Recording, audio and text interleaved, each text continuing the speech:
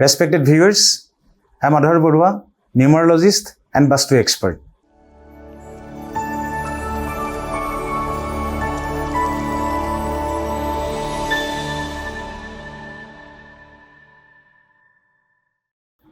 আজি মই ৰিমেডি সম্পৰ্কে আলোচনা কৰিম।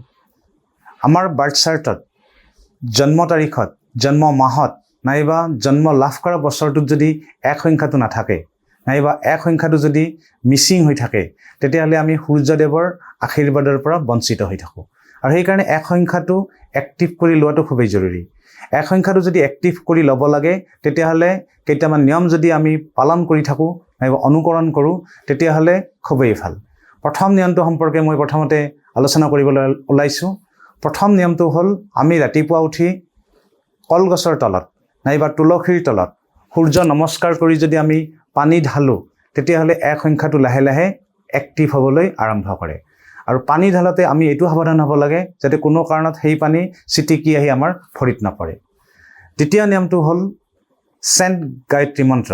ৰাতিপুৱা শুই উঠি যদি আমি গায়ত্ৰী মন্ত্ৰ যদি উচ্চাৰণ কৰোঁ, পাৰিলে 108 বাৰ, নোৱাৰিলে 11 বাৰ নাইবা যদি 21 বাৰ আমি যদি ৰাতিপুৱা গায়ত্ৰী মন্ত্ৰ উচ্চাৰণ কৰোঁ, তেতিয়া লাহে লাহে সূৰ্য দেৱতাৰ আশীৰ্বাদ পাবলৈ আমি সক্ষম হ'ম।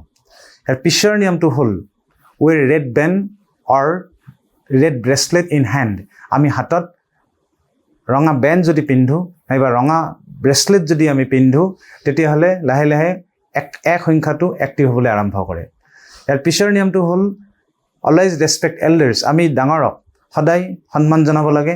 আমাৰ যিখিনি শিক্ষক শিক্ষয়িত্ৰী, তেওঁলোকক আমি সন্মান জনাব লাগে।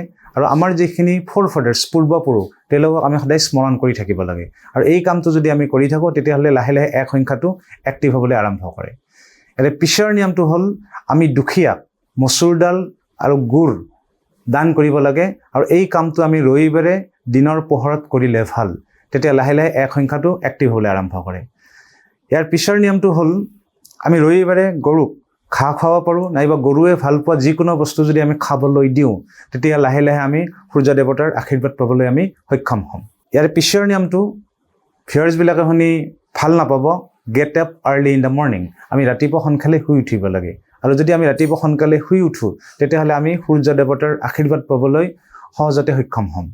আৰু শেষৰ নিয়মটো হ'ল ড্ৰিংক ৱাটাৰ অন টাম অৰ কপাৰ গ্লাছ।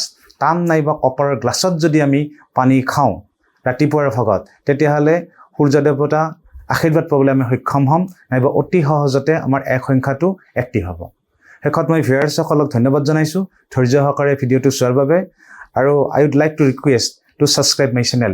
মোৰ চেনেলটো যাতে সকলোৱে ছাবস্ক্ৰাইব কৰে, তাৰ বাবে মই অনুৰোধ জনাইছোঁ। ধন্যবাদ।